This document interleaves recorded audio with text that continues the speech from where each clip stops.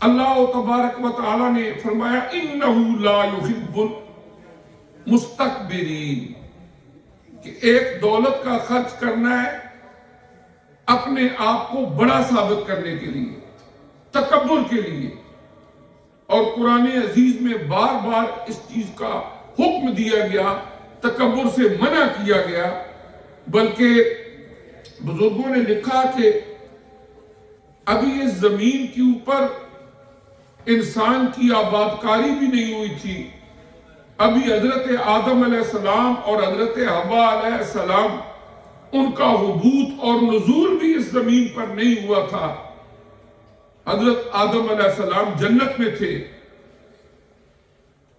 اب حضرت آدم علیہ السلام کا وجود خاکی اس سے پہلے جب بنا، ایک فتنہ وہاں پیدا ہوا، اللہ نے حکم دیا سجدہ کرو۔ قرآن فرماتا ہے کہ ابا واستکبر وکان من الکافرین، ابلیس پہ انکار کر دیا، ابا انکار کیا، واستکبر اور تکبر کیا، اپنے آپ کو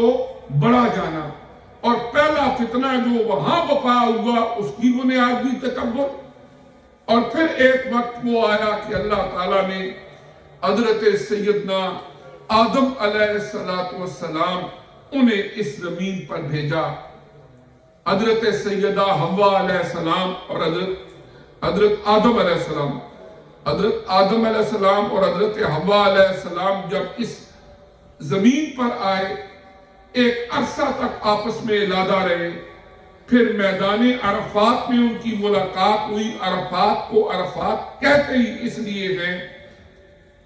کہ پہچان، انٹروڈکشن۔ پھر اس کے بعد جو وہاں پر توبہ ان کی قبول ہوئی، اللہ کریم نے ان کی توبہ قبول فرمائی، اور اس کے بعد جس وقت ان کی اولاد ہوئی، پہلے 2 بیٹے ہوئے جن کا ذکر قرآن میں موجود ہے، ایک کا نام حابیل تھا اور ایک کا نام قابیل تھا۔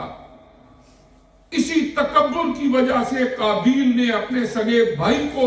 قتل کر دیا، اور یہ تکبر ہی زمین پر بھی پہلے فتنے کا سبب بنا۔ اور دولت کی وجہ سے متکبر ہو جانا، اور آدمی دوسروں کو دکھانے کے لیے یا اپنے وہ عزیز و اقارب جو مالی لحاظ سے کمزور ہیں، صرف ان پر اپنی برتری ثابت کرنے کے لیے اپنی دولت کا اپنے تکبر کے لیے استعمال کرنا، یہ بھی اسراف کی ایک انتہائی جو بدترین قسم ہے وہ ہے۔ اللہ تبارک و تعالی نے فرمایا سورہ الفرقان میں وَالَّذِينَ إِذَا أَنفَقُوا لَمْ يُسْرِفُوا، یہ عباد الرحمن کے اوصاف بیان ہو رہے ہیں۔ اللہ تعالیٰ نے اس سورہ مبارکہ سورہ الفرقان میں فرمایا عباد الرحمن الذین یمشون علی الارض ہونا، ان کے اوصاف بیان فرمائے، اور فرمایا 19ویں پارے کی سورہ مبارکہ ہے، ارشاد فرمایا کہ جو اللہ کے بندے ہیں، رحمان کے بندے ہیں، جن کو اللہ تعالیٰ اپنی طرف منسوب کر رہا ہے، جو میرے بندے ہیں،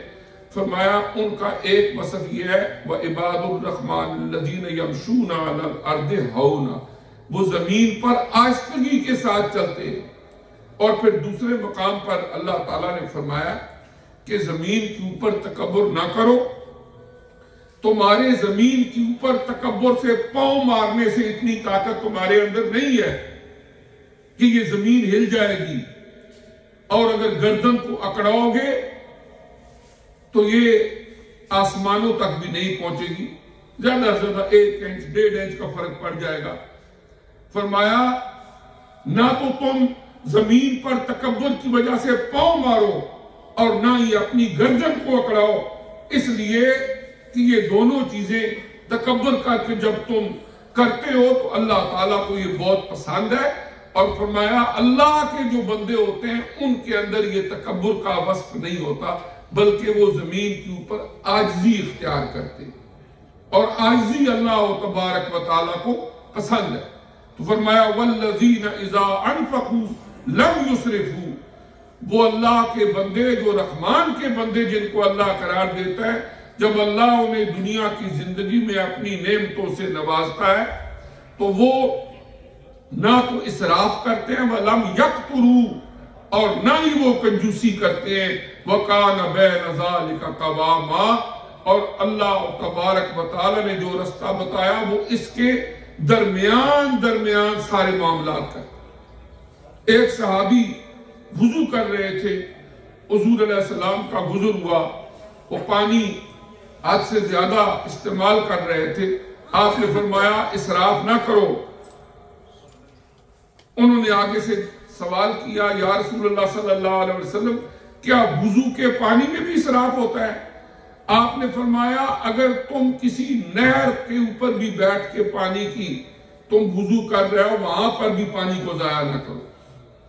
اللہ تعالیٰ نے ہر چیز پانی سے بنائی ہے، اور یہ اللہ تعالیٰ کی بڑی بڑی نعمتوں میں سے ایک ہے۔ وہ لوگ دیکھیں جن کو پینے کے لیے صاف پانی نہیں ملتا، استعمال کے لیے صاف پانی نہیں ملتا، جن علاقوں کے اندر، جن ملکوں کے اندر، ان کی کیا حالت ہوتی ہے۔ اگر اللہ تعالیٰ کہیں پر یہ صاف شفاف پانی تمہیں عطا کرتا ہے تو اس کو اپنے جب غسل کر رہے ہوں، وضو کر رہے ہوں، یا دیگر معاملات، یا گھر کی عورتیں جب برتن دھونے کے لیے استعمال کرتی ہیں تو وہاں پر اسراف سے منع کیا گیا کہ اگر تم اس پانی کو حد سے زیادہ استعمال کرو گے تو اس کی بھی اللہ تعالیٰ کی بارگاہ کے اندر پوچھو گے۔